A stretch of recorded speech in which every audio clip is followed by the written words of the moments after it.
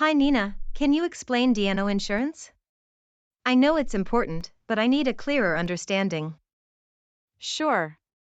D&O insurance protects directors and officers from personal liability if they're sued for actions taken while managing the company.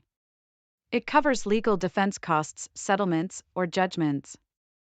So it protects individuals, not the company itself? Exactly. If a director or officer is accused of wrongdoing, like mismanagement or breach of fiduciary duty, D&O insurance covers their legal costs. It's essential for protecting personal assets. What kinds of claims are typically covered? Common claims include mismanagement, failure to comply with regulations, or breach of duty. Shareholders, employees, or even customers might sue directors if they believe a decision negatively impacted the company. Does D&O insurance cover legal fees? Yes, it covers defense costs, which can be substantial even if the claim is groundless. That's why D&O is so critical. It protects individuals from having to pay out of pocket for legal battles. Are there exclusions? Yes, typical exclusions include fraud, criminal acts, and intentional wrongdoing.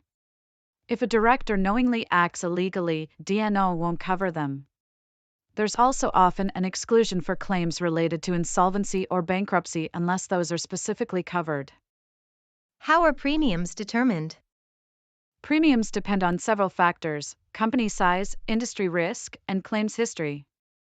Larger companies and higher risk sectors like finance or healthcare usually face higher premiums.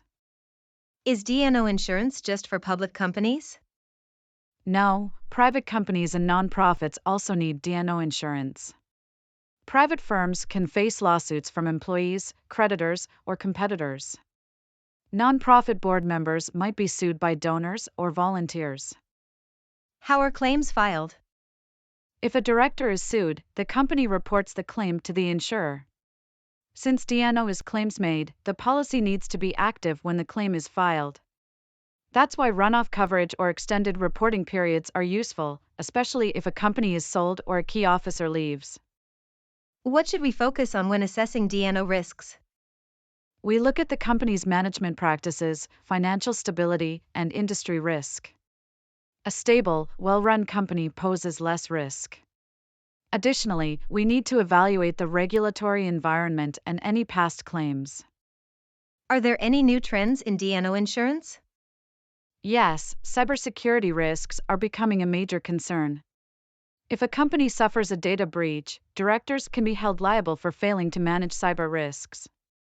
Another growing area is environmental, social, and governance (ESG) claims, where directors face lawsuits for not meeting ESG standards. That's interesting. It seems like directors are exposed to more risks now than ever. Absolutely. With increased scrutiny from regulators, shareholders, and activists, D&O insurance is more important than ever. It gives executives confidence to lead without fearing personal financial ruin if something goes wrong.